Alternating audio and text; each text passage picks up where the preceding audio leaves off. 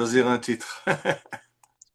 Yofi, grâce à Midrash Yehuda Manitou, on retrouve Ariel Assaf à quelques jours de Pessah. Tu veux nous parler du fameux mystère je sais plus ce que c'est, du meurtre d'Amsterdam. Non, du suicide. Ah, mais on ne sait pas, au début on ne sait pas, peut-être que c'est un meurtre, on le saura à la fin de la conférence si Non, c'est un j'ai suicide marqué ou le pas. suicide d'Amsterdam. L'énigme du suicide d'Amsterdam, c'était ça le titre. Allez, bien. Top. Alors, bonsoir tout le monde. Alors, vous êtes un peu piégés. Je vais tout de suite mettre le diaporama. Ok. D'abord, encore une chose à faire. Ça et le diaporama. Diaporama. Cher.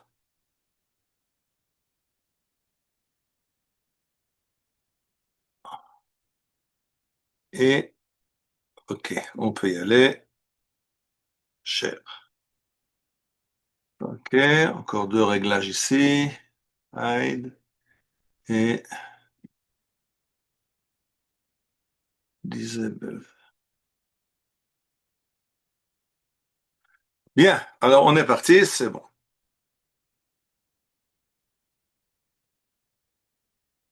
Bonsoir. Et donc, on se retrouve donc en cette veille de Pessah pour parler d'une énigme à Rotterdam. Le titre, c'était l'énigme du suicidé de Rotterdam.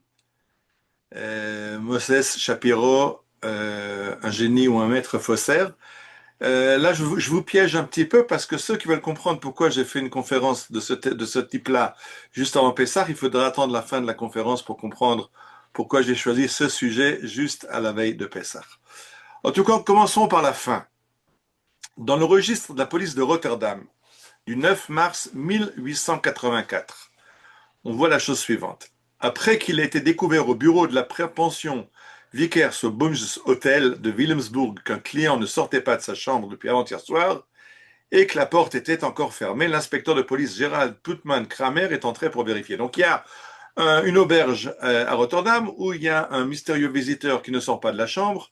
Ça intrigue le gars à la réception qui appelle la police. La police rentre dans la chambre et elle trouve un corps étalé à côté d'un pistolet, je ne sais pas s'il est encore fumant ou pas. Donc quelqu'un qui apparemment s'est suicidé dans cet hôtel de Rotterdam. Et il s'avère que ce gars s'appelle, d'après les papiers qu'il y a avec lui, il s'appelle Shapira et qu'il est libraire et agent du British Museum. Alors, qui est ce gars-là, agent du British Museum, Shapira, qui décide en 1884 de se suicider à Rotterdam? Alors, pour pouvoir commencer à comprendre qui il est, revenons un petit peu dans l'historique de l'époque. À l'époque, on est dans l'époque post-napoléonienne.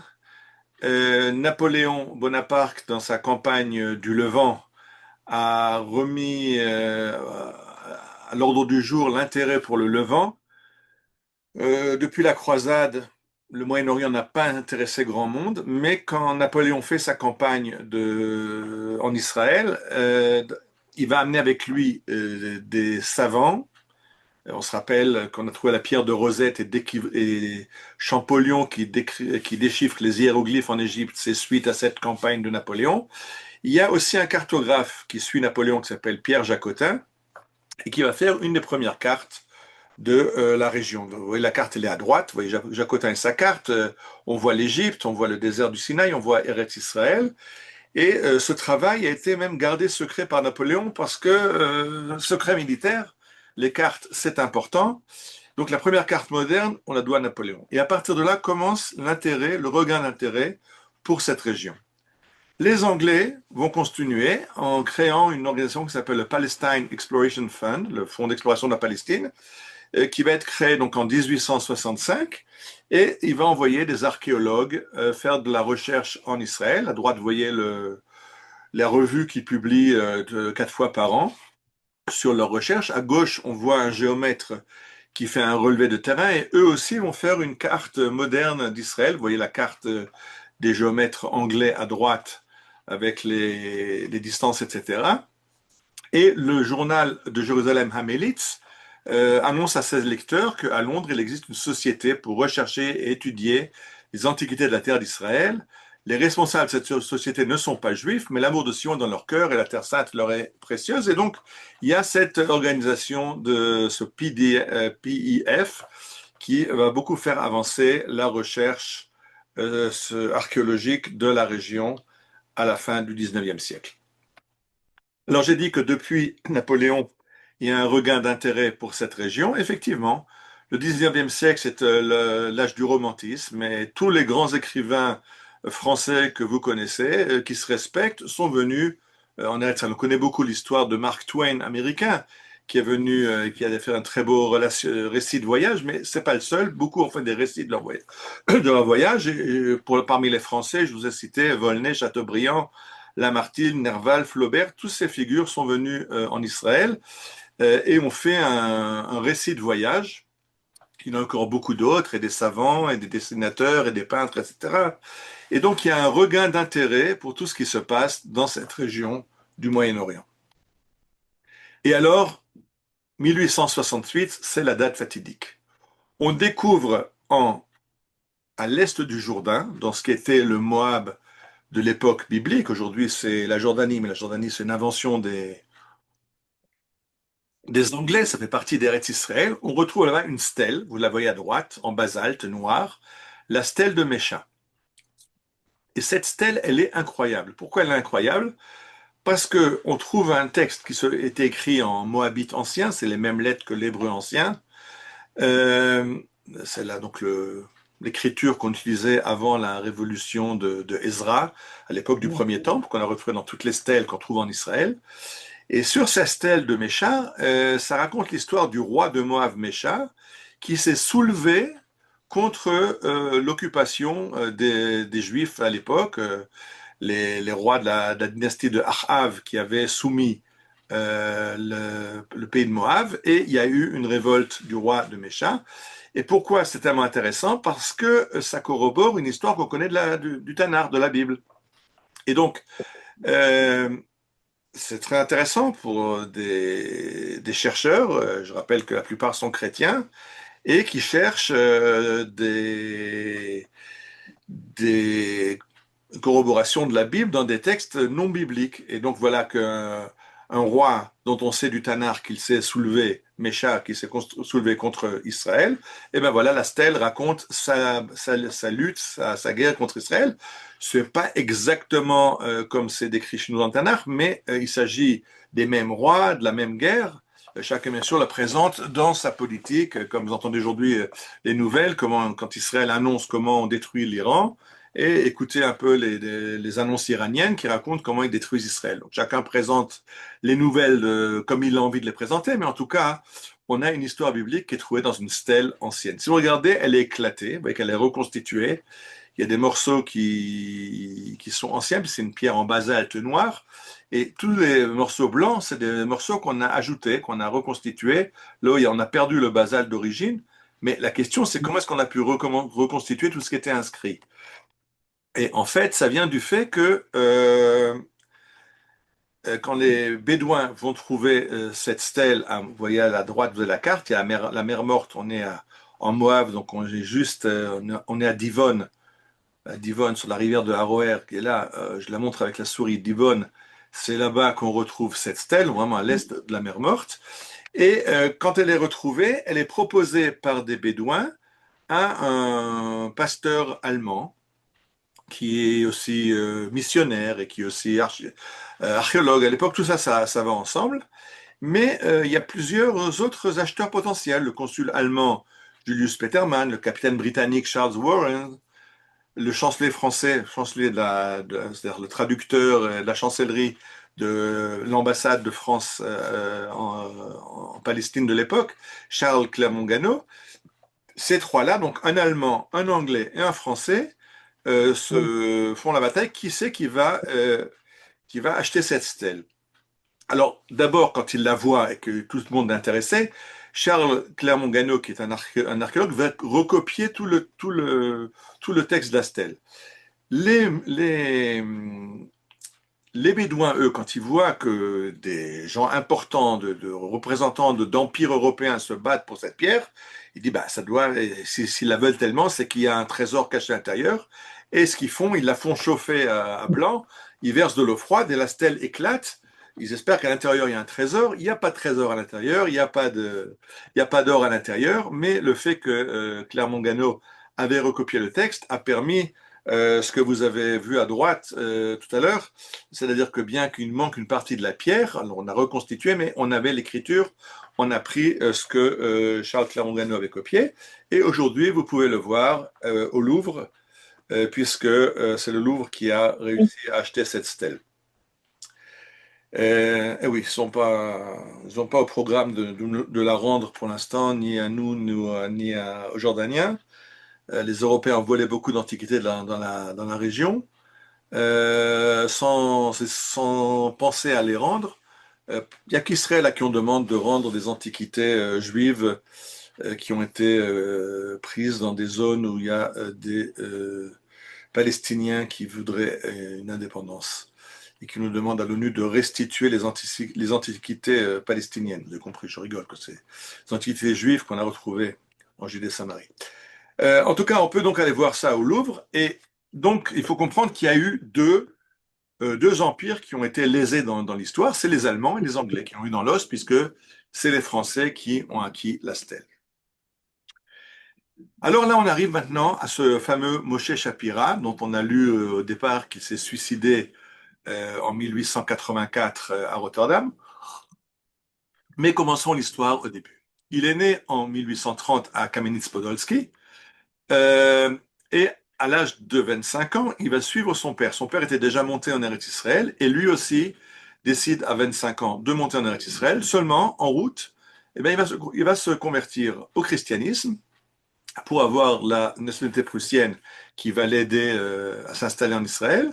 Il va ajouter le nom de Wilhelm, c'est pour ça que vous voyez le titre de cette conférence en haut diaporama, Moses Wilhelm Shapiro. Et une fois qu'il arrive à Jérusalem, ben, il se joint pas à la communauté juive, puisqu'il est converti, il se joint à la congrégation des missionnaires allemands qui opèrent à Jérusalem. Vous connaissez tous ce bâtiment parce que c'est la Christ Church, l'église du Christ qui est à l'entrée de la vieille ville. Dès que vous passez la porte de Sion, pardon, Char Yafo, la porte de Yafo, et que vous tournez à droite, vous avez à votre droite Metsuda de David, la citadelle de David, et à gauche cette église qui a été fondée de façon conjointe par les protestants allemands et anglais dans le but de convertir les juifs qui rentrent au pays. Et donc c'est un endroit qui est très anonyme, il n'affiche pas sa chrétienté pour pas faire peur aux juifs, pardon, aux juifs convertis. Et donc, si vous regardez, alors là, vous avez une gravure de l'époque. On voit à droite la tour de David. On vient de passer la porte de Jaffa. Et à gauche, il y a l'église que vous voyez. Et à droite, ça, c'est l'autel de l'église. Vous voyez que c'est écrit en hébreu. Il y a un Magen David. Bon, il y a l'alpha et oméga qui sont symboles chrétiens, mais ça, moins dur pour un juif que la croix. Il n'y a pas de croix dans cette église. Vous voyez qu'il y a une menorah au-dessus de l'autel. Tout est fait pour essayer de convertir les juifs. Et c'est là-bas que Moses Shapira va s'installer. D'abord, il va étudier euh, des métiers. Ils font des cours pour aider les convertis à s'insérer dans la vie, active. Et après, il sera bibliothécaire et finalement, il ouvrira un magasin d'antiquités dans la vieille ville. Là, on voit une carte de la vieille ville. C'est un peu compliqué à lire, mais ceux qui comprennent savent lire la carte. Maintenant, je mets la souris sur la porte de Jaffa. Numéro 1 et 2. 2, c'est l'église du Christ, donc qui est à la porte de Jaffa. Et 3, c'est Brechat Chizkiyahu, la piscine de Chizkiyahu. De l'autre côté, c'est Rehov Anotzrim, la rue des chrétiens. C'est là que s'installe notre ami, c'est là que s'installe Moses Shapira, qui va ouvrir un magasin qui va vendre des antiques, qui va vendre d'abord tout ce qui intéresse les pèlerins, puisque j'ai dit qu'au 19e siècle, je m'excuse, il y a des micros ouverts, s'il vous plaît, fermez les micros. Si Johan est avec nous, s'il te plaît, bloque tous les micros, merci. Donc, il ouvre ce magasin. J'ai expliqué qu'il y a un regain d'intérêt, qu'il y a énormément de visiteurs, de voyageurs qui arrivent à Jérusalem et ils veulent repartir avec des souvenirs, avec des bibles couvertes reliées en bois d'olivier, des guides touristiques. Mais surtout, Shapira va leur vendre des antiquités découvertes dans la région. Ça aussi, il y a un regain d'intérêt, ou un début d'intérêt pour les antiquités. Donc, il vend des souvenirs et des antiquités, et il va devenir, son commerce va marcher de mieux en mieux. Shapira tombe malade, il est soigné dans l'hôpital des missionnaires. Je rappelle qu'à l'époque, il n'y a pas encore d'hôpitaux juifs, mais de toute façon, lui, il ne se voit plus comme juif, il est converti.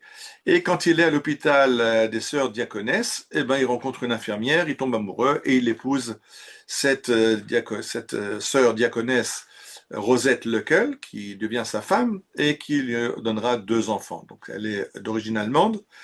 Et il s'installe et commence un commerce qui fonctionne de souvenirs et d'antiquités. Et il va se mettre en affaire avec un arabe qui s'appelle Salim El-Kari, qui a de très bons liens avec les Bédouins. Et Salim El-Kari va commencer à fabriquer des antiquités. Donc, Shapira va vendre des antiquités qu'il a trouvées, mais aussi des antiquités qui sont fabriquées. Et pourquoi ça a intéressé Shapira? Parce qu'il s'est rendu compte que la stèle de Mécha a été disputée par les Français, les Allemands, les Anglais. Et il dit, ben voilà, il y a un marché à faire, on va vendre des antiquités à ces gens-là. Et les Anglais et les Allemands, comme je dis, sont frustrés d'avoir perdu ce marché. Ben donc, on va leur vendre et il va leur vendre des quantités de pièces de ce qu'il va appeler les antiquités moabiennes, peut trouver dans la même région que la stèle de Mécha, puisque si là-bas on a trouvé cette stèle, on peut trouver d'autres choses. Alors, c'est des petites statuettes avec des inscriptions en hébreu ancien, enfin un moabite ancien. Ça va même devenir, un mot va être inventé, la moabitique, pour toutes ces statuettes et ces ustensiles de cuisine, parce qu'ils vont en trouver des milliers. Une partie sont d'ailleurs très érotiques, je ne les ai pas mis sur la photo. Euh, et quand il y a quelqu'un qui n'est pas tout à fait convaincu que c'est peut-être des vrais, ou peut-être c'était fabriqué par Shapira, ou on ne sait pas, ben alors Shapira va même organiser une expédition à Moab sur les terrains de fouilles, et il amène les acheteurs, et puis ils creusent la terre, et ils trouvent eux-mêmes des antiquités que bien sûr Shapira avait cachées quelques jours avant, lui ou les Bédouins ou Salim. Donc on fait croire aux gens que c'est vraiment des antiquités, qu'ils ont même eu le la chance extraordinaire de tomber dessus par hasard, enfouis dans la terre pendant 2000 ans, 3000 ans. Et les affaires de Shapira vont bien. Elles vont même très bien, parce que les Allemands, j'ai dit, qui avaient été tellement frustrés de ne pas voir la stèle de Mécha, vont acheter 1700 poteries moabites de Shapira. C'est l'Altes Musée de Berlin qui va acheter, pour le prix de 22 000 thalers, c'est un prix faramineux en 1873. D'ailleurs, une grande partie est financée par l'empereur d'Allemagne. Il y a d'autres qui vont acheter, hein. Par exemple, Horatio Kitchener, un lieutenant britannique, qui sera après un peu plus célèbre, qui achète pour le fonds d'exploration britannique. Donc ça marche très bien, les affaires de Shapira se portent bien. Vendre pour 22 000 thalers. Thalers, c'est pour ceux qui ne savent pas, j'ai mis un thaler là en exergue. Ça, c'est un thaler autrichien, mais c'est pas grave. C'est à l'origine du dollar. Dollar, le mot dollar vient de thaler. C'est une monnaie d'argent allemande. Et c'est une grosse somme, ce qui permet maintenant à Shapira de s'installer plus dans la vieille ville en surpopulation, dans les vieilles maisons, mais d'acheter une villa de toute beauté qui vient d'être construite à l'ouest des murailles, propriété d'Agar Rachid, un arabe très riche qui s'est fait construire une maison très, très grande et splendide. Donc Shapira s'y installe avec sa femme et ses filles. Vous connaissez cette maison parce qu'aujourd'hui c'est un café. C'était la maison de Anna Ticho, la peintre, et son mari, l'ophtalmologue, pardon. Et donc cette maison d'Anna Ticho, c'était en fait la maison, avant les Ticho, c'était la maison de Moses Shapira qu'il a acheté avec l'argent des Moabitiques qu'il a vendu au Kaiser d'Allemagne. Mais tout allait bien jusqu'à ce qu'arrive de nouveau Clermont-Ganneau, ce Français. Ah là là, ils sont insupportables. Le gars qui avait donc déchiffré la stèle de Mécha. et qui trouve que c'est un peu bizarre, toutes ces inscriptions sont bizarres, enfin tout est bizarre. Il va finir par rencontrer Salim El-Khari, l'associé de Shapira, et il va finir par découvrir où se trouve l'atelier clandestin qui fabrique toute cette mobitique, et il publie ses découvertes dans un journal, le journal Athénéum à Londres, et déclare que ce sont des contrefaçons, et finalement même les Allemands vont comprendre qu'ils se sont fait avoir. Euh, alors ça porte un grand coup à Shapira, qui est devenu le grand fournisseur d'antiquité, un gars qui est dans tous les guides de voyage, il y a marqué, quand vous allez à Jérusalem, n'oubliez pas de passer au magasin de Shapira pour acheter un souvenir ou une antiquité moabite. Et tout à coup, maintenant, c'est des faux. Qu'est-ce qui s'est passé là? Pourquoi le cher s'est arrêté? Vas-y, vas-y, reprends. OK. Juste que je bloque. Euh, OK.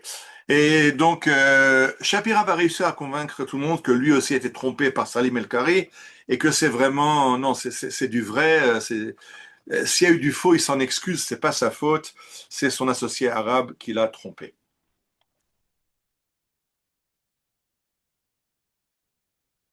Euh, Deux chercheurs allemands, Sochin et Couch, vont écrire un bouquin en 76 en expliquant que toute cette poterie est fabriquée de façon frauduleuse. Salim Al-Khouri va devenir très pauvre et il va menacer de raconter finalement l'histoire. On va découvrir, la police découvrira chez lui des antiquités en cours de fabrication. Et donc lui s'enfuit à Alexandrie l'histoire pourrait s'arrêter là. Mais elle ne s'arrête pas là.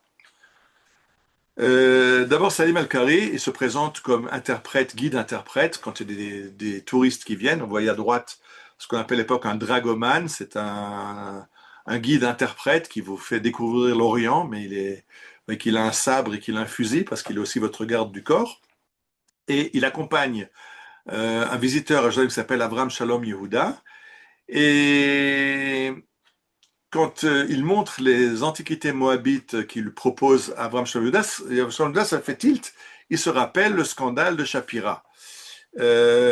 Et il se rappelle que les Allemands avaient acheté pour 22 000 thalers, mais après, ils étaient tellement honteux et déshonorés de s'être fait berner par Salim El-Khoury qu'ils ont tout retiré des vitrines du musée, ils ont tout caché dans les caves. Et alors Yehuda lui demande, mais comment tu arrives à vendre ces trucs-là maintenant, encore en plus après le scandale de Shapira? Et ça me dit, moi, mais c'est parce que les érudits européens sont tellement ils veulent tellement être les premiers à acquérir, ils ne cherchent pas le temps de vérifier et on peut leur vendre n'importe quoi et n'importe comment et à n'importe quel prix. Pour voir jusqu'où ça va, le même Salim El-Khoury va essayer de vendre à Avram Yehuda un sarcophage, le sarcophage du roi David. Alors, Yehuda va contacter le consul américain et va découvrir qu'après, en fait, que l'inscription sur le sarcophage, vous voyez à droite, c'est la stèle du Shiloah qui était découverte dans la tunnel de Shiloah, aujourd'hui volée et exposée au musée en Turquie. Bien sûr, ils ne parlent pas de nous le rendre, on leur a demandé, mais même pour le prêter, ils ne voulaient pas. Euh, et Simon Cowell, de nouveau, lui raconte que quand il y a des touristes qui sont intéressés, ben, il les emmène à faire des fouilles privées, et puis il les aide à découvrir des antiquités qu'il a cachées juste avant. Donc il y a vraiment toute une fabrication frauduleuse d'antiquités parce que ça intéresse les touristes européens. Alors aujourd'hui, c'est devenu des pièces de musée. Si vous allez au musée d'Israël, vous avez une vitrine consacrée aux faux fabriqués par Shapira. Bon, bien sûr, c'est pas pour montrer les poteries moabites, mais c'est pour raconter l'histoire de ce faussaire de génie, Shapira. Donc ça, la photo de droite vient du musée d'Israël, où elle est en exposition et raconte l'histoire de Moshe Shapira. À gauche, vous avez une pièce de monnaie ancienne. Vous connaissez le shekel, qui est une pièce de l'époque perse. La pièce ici du roi Matityahu Antonos, Matityahu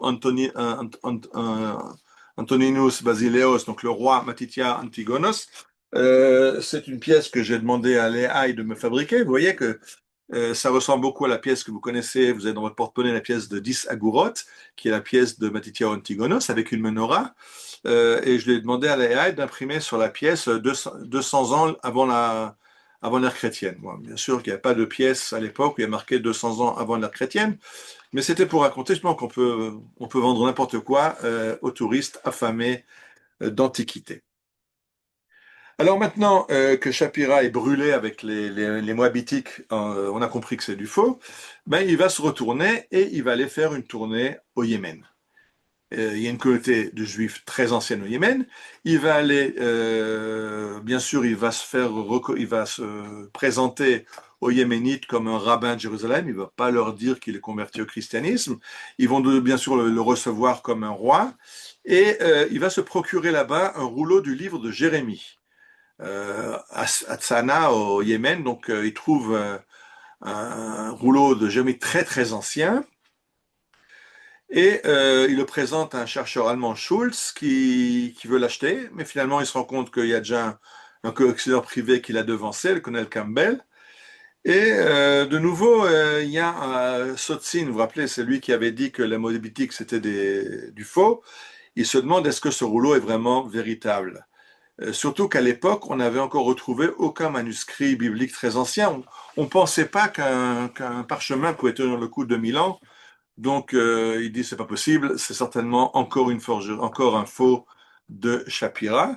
Ce qui est intéressant, c'est que ceux qui connaissent l'hôtel American Colony, qui se trouve au nord de la muraille de Jérusalem, près de Shar Shrem, il y avait là-bas la famille Spafford qui est venue des États-Unis, qui a fait un hôtel dans les années 1870 qui s'appelle American Colony, et la fille des Spafford, Bertha Spafford, a écrit un livre biographique, Out Jerusalem, où là-bas elle raconte l'histoire de sa famille à Jérusalem, et elle raconte qu'il y a des Yéménites, puisque, je rappelle brièvement l'histoire, ceux qui connaissent, face à Ir David, face à la cité de David, en dessous du Kotel, il y a un quartier qui s'appelle aujourd'hui Silouan, en hébreu Kfar HaShiloach, qui était en 1882, le Kfar HaShiloach, c'était le Kfar HaTemanim, des Yéménites qui sont venus s'installer là-bas. Les premiers Yéménites qui se sont installés à Jérusalem, j'ai fait une conférence dessus, se sont installés dans les grottes funéraires qu'il y avait là-bas, et ils ont été invités par les patrons de l'American Colony, la famille Spafford, à venir s'installer à l'hôtel. Et là-bas, nous raconte Bertha qu'il y a des Yéménites qui sont donc à l'hôtel de ses parents et qui disent ils ont connu Shapira dans la rue. Et ce gars-là, ils disent mais il était au Yémen et il nous a volé nos livres anciens. Ils ont raconté qu'il s'est présenté au Yémen comme un rabbin de Jérusalem. Et finalement, ce qui était à l'heure, il était très bien reçu. Après, il est allé voir le gouverneur turc local et lui a payé un bakshish et pour qu'il aille faire confisquer les manuscrits des juifs yéménites et il les a ramenés pour les vendre à Jérusalem. Donc Shapira, là, il n'a pas vraiment fait défaut, mais il a volé des manuscrits anciens aux juifs du Yémen pour les revendre à Jérusalem. Et alors, le coup de chapeau, c'est pardon, le clou du spectacle, c'est 1883. Moses Shapira découvre un manuscrit ancien qui, d'après lui, est un original du Sefer Dvarim, du livre de Dvarim de la Torah. Alors, il l'a déjà trouvé en 78, mais il le garde 5 ans en secret. Pourquoi? Parce que il y a le scandale d'un Moabitique derrière. Il dit, si je sors avec un rouleau de Torah très ancien d'il y a 2000 ans, on va pas me croire, même de 3000 ans, on va pas me croire. Et donc, il a laissé un petit peu qu'on l'oublie un petit peu. Et en 1881, il annonce qu'il a retrouvé le livre de Devarim en version originale, peut-être même de la main de Moshe lui-même. Donc, le gars, il n'a pas de main morte. Il a trouvé la première édition du Sefer Devarim écrit par Moshe. C'est assez illisible. Le manuscrit est très noirci. Enfin, on n'a jamais vu de parchemin d'il y a 3000 ans, donc on ne sait pas exactement de quoi ça a l'air. Et il va essayer de monnayer ce rouleau très ancien du livre de Dvarim. Alors il va raconter comment il l'a trouvé. Il dit en 78, j'étais chez les Bédouins, chez le cheikh Mahmoud El Arakat, et on en parlait, Et il nous a raconté qu'ils ont trouvé des rouleaux cachés dans des jarres près de la mer Morte, sur le Arnon. Et ils ont ôté l'emballage de lin et de coton et ils ont trouvé à l'intérieur des rouleaux noircis.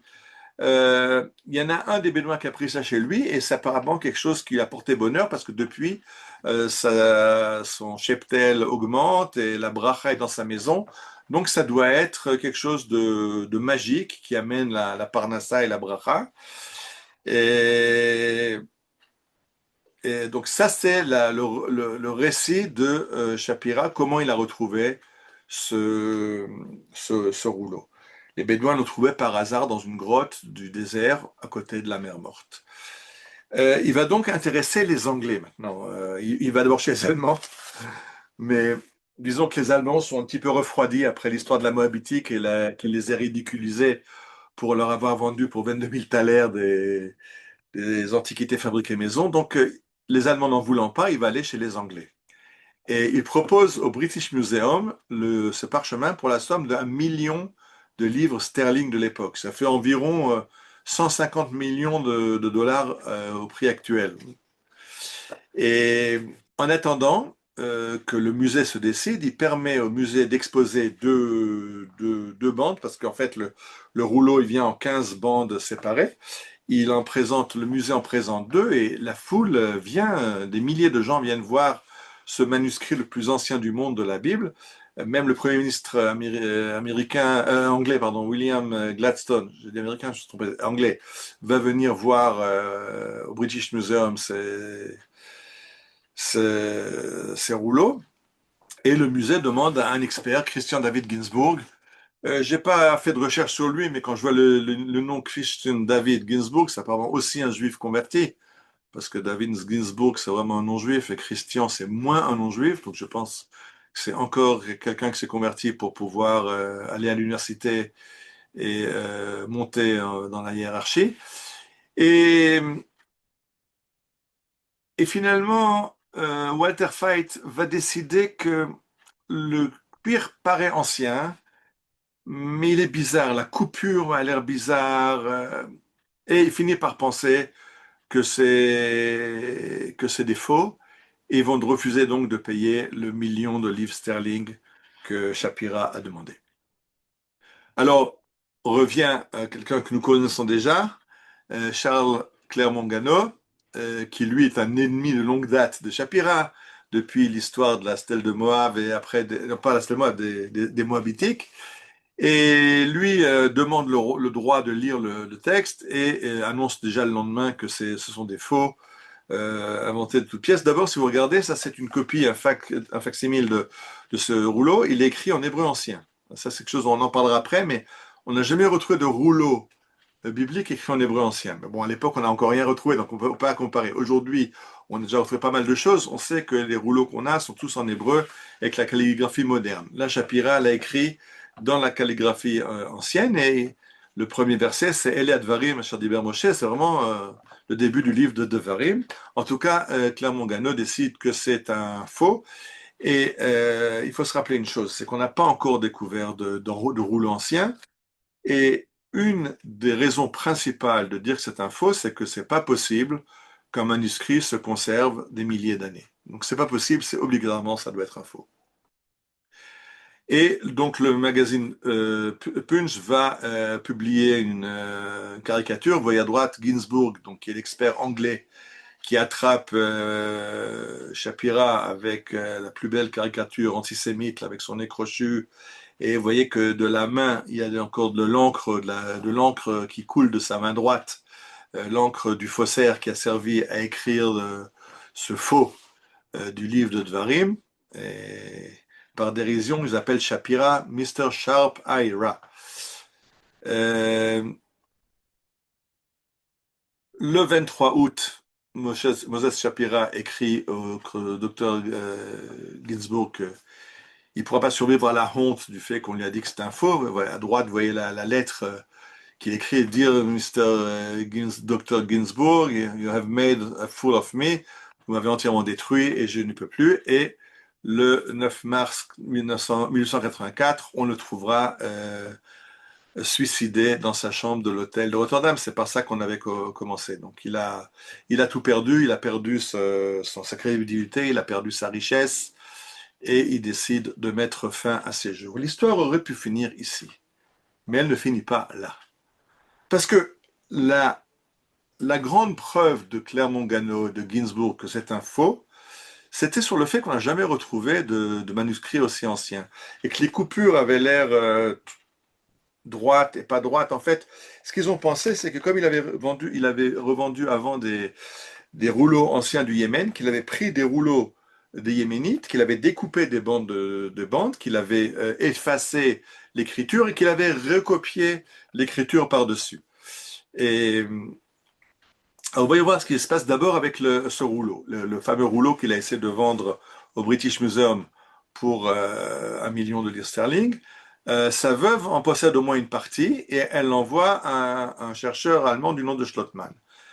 Quelques années plus tard, en 89, le rouleau réapparaît et il est vendu aux enchères à Sotheby pour 10 livres et 5 shillings. On est très très loin du million de livres sterling qu'il voulait au départ. 10 livres 5 shillings, 5 shillings, c'est le prix qui est vendu.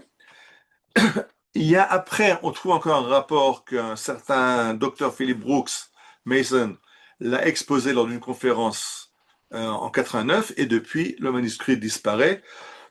On ne l'a plus revu depuis, donc on ne peut pas l'analyser. Il faut comprendre aussi qu'à l'époque, on n'avait pas encore le carbone 14 et les analyses qu'on a aujourd'hui. Les chercheurs voudraient bien l'analyser, mais le rouleau a entièrement disparu. Alors, il y a d'autres rouleaux qui ont aussi été achetés à Shapira, qui ont été exposés à Philadelphie par le docteur Koresh Adler. Et là, l'examen a effectivement montré que ces rouleaux étaient des rouleaux qui avaient été vieillis par des substances chimiques. À droite, vous avez un livre de Myriam Hari. Myriam Hari est la fille de Moses Shapira. Et elle a écrit un livre autobiographique qui s'appelle Bat Yerushalayim Haktana, la petite fille de Jérusalem. Et là-bas, elle écrit dans son livre que son père trempait des morceaux de cuir coupés dans des rouleaux dans diverses solutions chimiques. Donc, il a effectivement pris des parchemins anciens, par exemple les parchemins du Yémen qu'il avait volé au Yémen, et il a essayé de les rendre plus anciens et de mettre d'autres textes que ce que portaient les livres à l'origine. Par exemple, un exemplaire du livre de Dvarim écrit de toutes pièces, parce qu'on va voir qu'il est un peu différent du livre de Dvarim que nous connaissons. Alors, qu'est-ce qui s'est passé? Pourquoi il y a eu cet engouement pour ce rouleau de Shapira qui veut le vendre pour 1 million de livres sterling? Alors d'abord, j'ai expliqué qu'il y a la rivalité entre les empires européens, mais on est aussi au début de l'étude universitaire de la Bible. C'est le début des lectures critiques, de la critique biblique, etc. Et donc, trouver un livre de Dvarim qui est très ancien, supposé très ancien, et qui est différent du texte que les Juifs ont, ben ça peut de nouveau prouver pour les critiques bibliques que les Juifs ont trafiqué la Bible. Donc ça intéresse beaucoup les chercheurs de pouvoir, tous s'ils peuvent attaquer la Torah en disant que, s'il faut, je rappelle que pour la critique biblique, le livre de Dvarim n'a pas été écrit par Moshe, mais qu'il a été écrit à l'époque par les Kohanim, à l'époque de Yoshiyahu, quand le Tanakh nous dit qu'à l'époque Joshua a retrouvé un rouleau de Torah dans le temple. Pour la critique biblique, c'est ce rouleau de Dvarim. Alors voilà que c'est un livre très très moderne, et en plus il y a une autre version que celle qu'ont les Juifs, donc ça intéresse beaucoup le monde des chercheurs universitaires. Et alors, là maintenant, c'est le pavé dans la mare. 1947, l'histoire des manuscrits de la mer Morte. On en a déjà parlé une fois, qu'un jeune bédouin qui cherche ses chèvres dans la mer Morte rentre dans une grotte, trouve des rouleaux, et ces rouleaux contiennent trouve une jarre, et dans cette jarre, il y a des rouleaux de parchemin qui sont dans du lin. Alors là, ça ressemble beaucoup, beaucoup, beaucoup au récit qu'avait fait Shapira de la façon dont son rouleau était découvert. Donc, après la découverte des manuscrits de la mer Morte, ben, il va y avoir des chercheurs qui vont dire, mais en fait, peut-être que Shapira n'a pas menti. Puisque son histoire est exactement la même d'un bédouin qui trouve ça dans une jarre dans la région de la mer Morte, On a cru que c'était un faux parce qu'il n'y a pas de rouleaux très très anciens. Et voilà qu'on a retrouvé des rouleaux qui sont pour tout le monde de la recherche qui ont 2000 ans d'âge. Donc peut-être que Shapira avait raison et que son livre de Dvarim n'était pas un faux, mais était une ancienne copie du livre de Dvarim. Alors, il y a des chercheurs qui ont essayé de rouvrir le dossier Shapira. D'abord, c'est très bien parce que ça permet d'écrire des doctorats, de faire des conférences et de se faire un nom dans le monde de la recherche biblique. Et eux, ce qu'ils disent même, c'est que c'est en fait pour ça que Shapira s'est suicidé.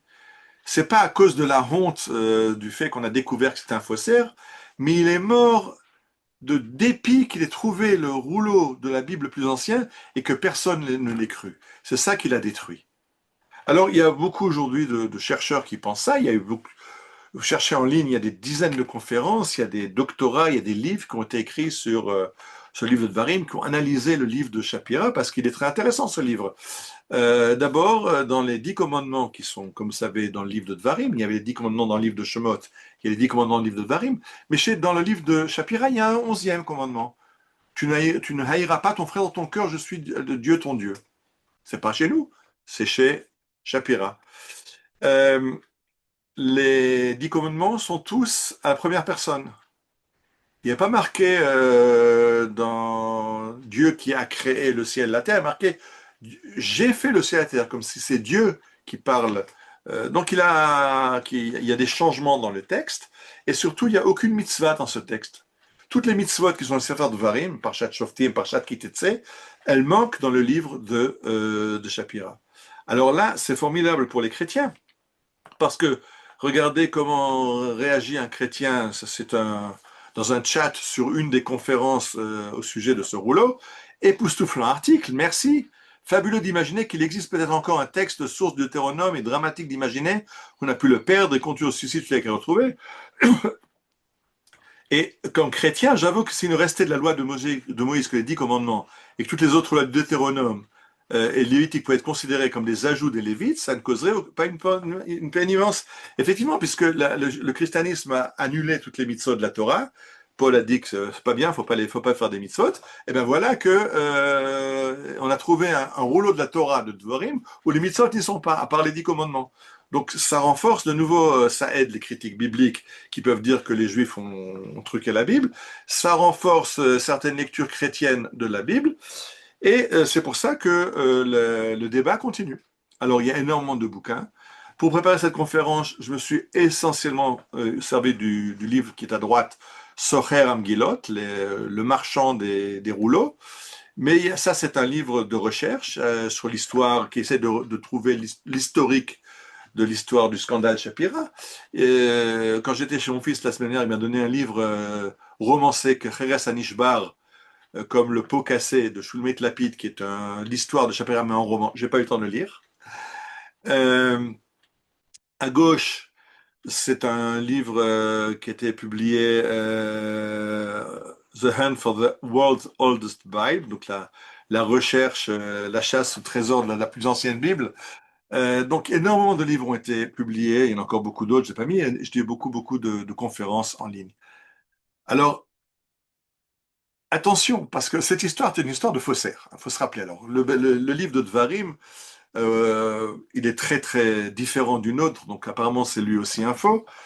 Euh, la Moabitique était entièrement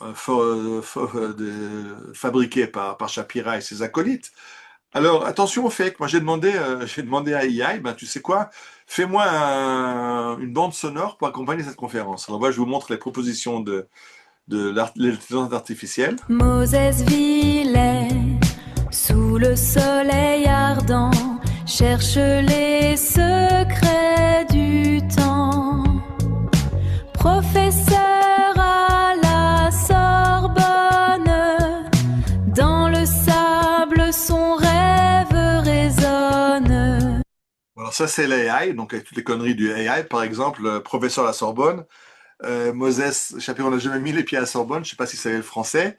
Il savait peut-être, mais en tout cas, il n'a jamais été professeur à la Sorbonne. Alors, je lui ai dit à AI, non, mais refais-moi ça, mais laisse tomber le professeur Sorbonne, il n'a pas été à Sorbonne. Alors, deuxième proposition de l'AI. Moses vilain sous le soleil ardent cherche les secrets du temps.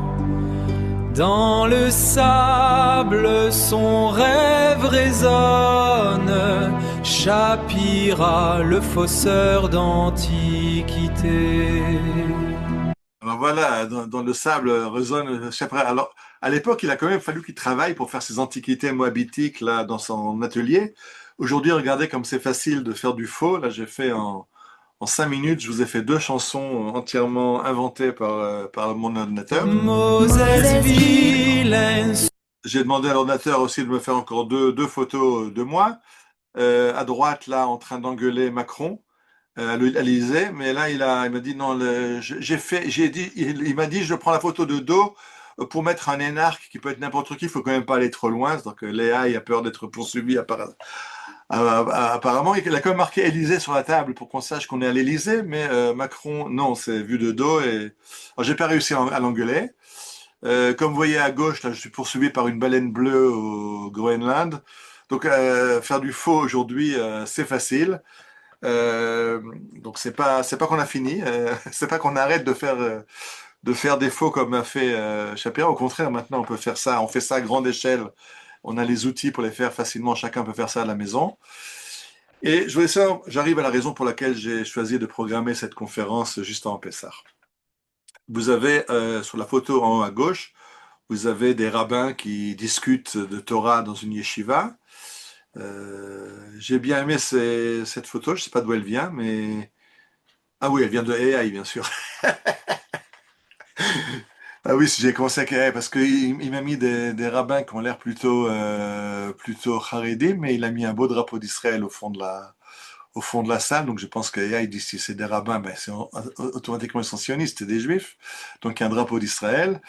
Et j'ai demandé une autre photo, j'ai dit mets-moi 2 chercheurs à la fac qui s'engueulent. Alors ça c'est en dessous, vous voyez l'amphithéâtre en fac et 2 chercheurs qui s'engueulent. Et ça me ramène à un texte de la Mishnah de Pirkei Avot qui dit Kol mi sheyesh biado shlosha dvarim halalu mitalmidav shel Avraham Avinu. Celui qui a 3 qualités suscitées est l'élève de Abraham, notre père. Shlosha dvarim achirim, celui qui a 3 autres défauts, mitalmidav shel Bil'am Arasha est un élève de Bil'am Arasha. Ain tova veruach nemucha venefesh la, celui qui est humble et qui cherche le bien, lui est un élève d'Abraham. Ain ra'a, celui qui cherche à voir le mauvais côté, veruach gvoa, et qui est hautain, venefesh rechava, donc toute cette volonté, cette arrogance. Ça, c'est les élèves de Bil'am Racha. Bil'am qui était aussi un prophète, mais un prophète Racha. Et ça, c'est le monde, le monde académique, où plus on se tombe dessus, on ne cherche pas la vérité, on cherche à publier des doctorats. Et si je peux dire le contraire de l'autre et me faire accepter et faire des conférences et faire beaucoup de conférences dans le monde entier, ben c'est formidable. C'est pas la vérité qui m'intéresse. Ce qui intéresse, c'est de trouver, de faire ça, de se placer sur un podium. Et j'ai amené en dessous ce texte de la Gemara de Sanhedrin. Amar Rabbi Yoshaya, Maï dirti vaikach li et shne maklot lechad karati noam, lechad karati chovlim, où le prophète Zacharia dit qu'il a pris 2 bâtons et un de ces bâtons il l'appelle Noam, et le Talmud explique que Noam c'est agréable. Noam elu talmidei chachamim shebe'eretz Israël sheman'imim ze laze b'halacha. Noam c'est un bâton qui pourrait frapper, mais non, c'est un bâton des talmidei chachamim en Eretz Israël qui s'entraident l'un l'autre, qui se font apprécier la Torah l'un l'autre. Donc, il y a le monde de la connaissance de façon toranique, qui est un monde de vouloir coopérer et trouver la vérité. Et il y a le monde de l'université qui ne cherche pas la vérité, qui cherche la publicité. On a vu la rivalité entre les Français, les Allemands et les Anglais au début qui a en sa possession les trésors les plus anciens, et après les chercheurs qui se déchirent entre eux, est-ce que c'est vrai, est-ce que c'est faux, quand ce qui les intéresse, c'est peut-être la vérité, mais beaucoup plus leur statut et leur reconnaissance dans le monde académique. Et alors là, j'arrive maintenant vraiment à Pessah, Parce que ce qui a intéressé les chercheurs de critique biblique, c'est d'analyser le texte pour comprendre qu'est-ce que les rabbins juifs ont changé à la Torah, quelle était la Torah, pas parce que ça intéresse d'appliquer la Torah ou de la vivre, mais comme connaissance intellectuelle. Et ça, c'est très grave, parce que dans le livre de Shemot, il est écrit Vayomer Adonai el Moshe que tov lecha et advarim haele. Dieu dit donc à Moïse, écris ces choses-là, qui al pi advarim haele karati itra brit, parce que c'est par ces choses-là que j'ai scellé mon alliance avec Israël. Et là-dessus, le Talmud explique Lo karat akadosh baruch hu brit im Israël elal dvarim shebe'al peh. L'alliance avec Israël vient de la Torah orale. Chez Neymar al-pi hadvarim, c'est par la bouche de ces choses. C'est-à-dire que la Torah d'Israël n'est pas une Torah qui scrute des textes pour chercher la vérité.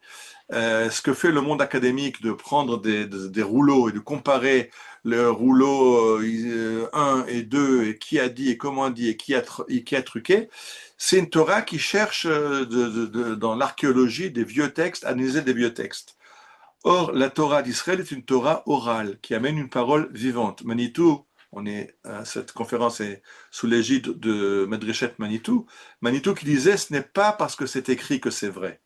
C'est parce que c'est vrai qu'on l'a écrit. Donc, le critère de vérité chez les Juifs n'est pas de retrouver un vieux manuscrit enterré dans une jarre ou dans le sable. C'est pas ça qui dit que c'est la Torah véritable. La Torah véritable, c'est si un maître a enseigné cette Torah à son élève. C'est pour ça que le film je pense que le film sur Manitou s'appelle Manitou, la parole retrouvée. Le judaïsme parle de parole et pas de textes anciens retrouvés dans des grottes ou dans des jarres, etc. Et on va donc demander aux anciens de nous enseigner la Torah. La dernière chose que Moshe va nous dire avant de mourir dans Parshat Ha'azinu, Zechor Yemot Olam, Binu Shnodador, rappelle-toi l'histoire, mais comment tu te rappelles l'histoire? Pas en cherchant des pots moabites enterrés dans la sole ou des vieux rouleaux dans des jarres. She'al avicha v'yagedcha. Demande à ton père, il te racontera. Zekenecha v'yamrula. Demande aux anciens, aux sages, ils te le diront. Et même quand il y a un texte écrit, il n'est qu'un support pour lequel il faut des clés. J'ai donné des exemples sur le côté. Je ne vais pas maintenant développer, mais par exemple, juste ce texte de Gemara qui nous dit, quand il y a marqué Vayehi dans la Torah, il était, comprend déjà que c'était quelque chose d'un malheur.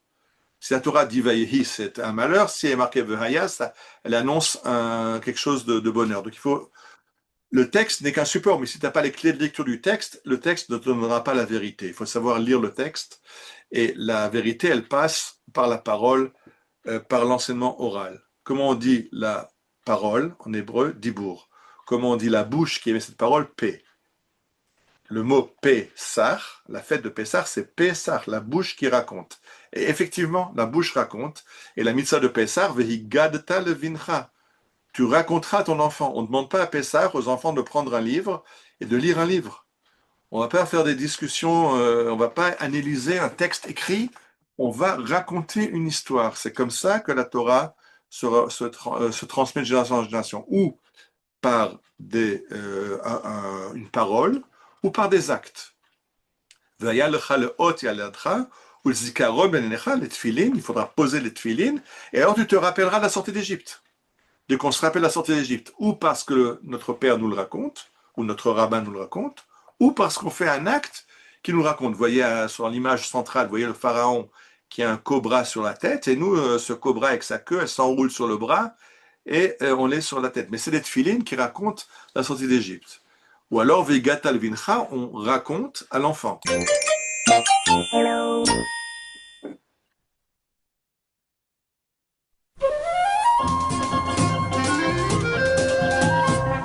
עבדים היינו, אתה בני חורים, בני חורים.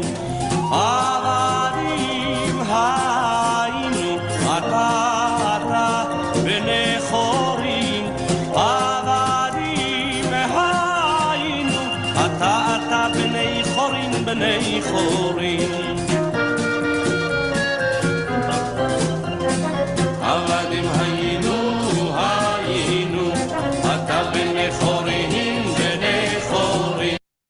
Donc, On voit ce que c'est que Pessah, c'est la tradition orale acte. Et je rappelle la conférence que j'ai faite l'année dernière sur la Haggadah d'Eretz Israël, où la Haggadah n'est pas une histoire pour raconter la sortie d'Égypte. L'Antiquité n'intéresse pas les Juifs. Sha'al avicha v'yagel, rappelle-toi l'histoire ancienne pour savoir ce que tu as à vivre devant toi. On va à Pessah lire dans le Seder, le texte Arami Oved Avi, qui est le texte qu'on lisait quand on amenait les Bikurim, qui nous raconte l'histoire du peuple d'Israël pour comprendre, que le but de cette histoire, c'est que Dieu nous amène en Israël, il nous donne ce pays, Eretz Zabat Chalav Udvash, un pays incroyable. Donc je donne à Dieu une partie de ce qu'il m'a donné. Ce qu'on est en train de vivre dans cette guerre, où vous avez compris maintenant qu'on commence à revenir au nord d'Eretz Israël, ce que par erreur on appelle le sud Liban. On espère qu'à Gaza aussi on reviendra s'installer. Et donc c'est ça la façon, la vision juive de l'histoire. C'est une histoire qui nous dit comment nous conduire aujourd'hui, pas pour avoir le plaisir d'avoir une galerie avec des moabitiques qu'on peut montrer. Ah, il y avait une fois un peuple ici qui a fait des poteries très anciennes, ça ne nous intéresse pas. Essayer de scruter des livres très anciens juste pour faire des discussions d'experts, nous intéresse pas non plus. Nous, on a une tradition vivante de parents qui enseignent à leurs enfants comment continuer cette histoire qu'on a commencé avec Abraham, il y a 4000 ans. J'ai lu quelque chose de très intéressant. J'ai entendu une conférence de Manitou sur Internet aujourd'hui qui disait que on connaît la date de la sortie d'Égypte. Le moment où on est parti en route vers Eretz Israël, c'est Pessah, on le fête. Mais un instant, Abraham a quitté Ur-Kasdim pour arriver en Eretz Israël. Pourquoi est-ce qu'on ne fête pas la sortie d'Abraham de Ur-Kasdim? C'est quand même l'ancêtre du peuple juif. Et Manitou disait parce que ça, c'est déjà fini. Abraham, son entrée, elle est arrivée, elle a été complétée, donc on n'a plus besoin de raconter, c'est des antiquités, c'est de la préhistoire. Par contre, l'histoire du peuple juif, elle n'est pas finie, elle a commencé à la sortie d'Égypte, mais elle continue encore maintenant à la sortie du dernier exil, et donc on est dans un monde de vie, pas dans un monde figé d'artefacts qu'on met dans un musée. Et c'est pour ça que je pensais que cette conférence était bien... L'histoire, elle intéresse beaucoup de monde comme histoire romancière, il y a des romans, etc. Parce que c'est une histoire, c'est un roman, il y a un sujet pour un roman, il y a un sujet pour les discussions sur les antiquités. Mais ce qui intéresse Am Israël, c'est une tradition vivante qui se transmet de père en fils sur une histoire qui est la nôtre en devenir et pas une histoire figée de choses figées dans le passé. Alors, je voudrais vous souhaiter un très bon Seder de Pessah, en ayant peut-être compris un peu plus pourquoi on va faire ce Seder de Pessah. Et je voudrais dédier cette conférence à la refoua shlema de mon neveu Yuda Tzvi ben Rachel Nathalie, qui est dans le coma après un grave accident de la route. Betor Sha'ar Ptsoué V'Cholé Am Israël, que tous les blessés de tous ces tirs de guerre et eux aussi la refoua shlema. Amen. Et que Pessah vienne, Pessah dans la joie et dans la Géoula. Amen. Keniratlon. Shakoar. תודה רבה, אריאל. Cher, רפואה שלמה. ce qui va l'ouvrir des Amen. Retour. Merci pour la conférence. Alors, quelle est la plus vieille Haggadah qu'on ait retrouvée alors? Ça, c'était la conférence d'il y a 2 ans. Oui. C'était la Haggadah des oiseaux, qui vient d'Allemagne du XIIIe siècle. Ah ouais, c'est celle qu'on a. Ouais. La d'oiseaux. J'avais fait, il y a 2 ans, j'avais fait une conférence sur la Haggadah à travers l'histoire, en présentant des Haggadot. La plus ancienne qu'on a retrouvée, c'est la Haggadah des oiseaux. Le texte le plus ancien, c'est le texte que la Gemara nous donne, qui est le texte qui est la base de la Haggadah. Donc, le texte est déjà dans la Gemara. Et après, dans Rambam. La Haggadah comme texte imprimé le plus ancien, pas imprimé, c'est avant l'impression. Le manuscrit le plus ancien, c'est la Haggadah des têtes d'oiseaux d'Allemagne. Ceux qui sont intéressés, d'abord, vous pouvez retrouver l'enregistrement de ma conférence il y a 2 ans, ou aller sur le site du musée d'Israël qui a mis en ligne une collection de 800 Haggadot anciennes, très intéressantes. On a la Haggadah, la reproduction de cette Haggadah. Ben, on attend la tienne de Ganizat. On a pris du retard, je suis désolé.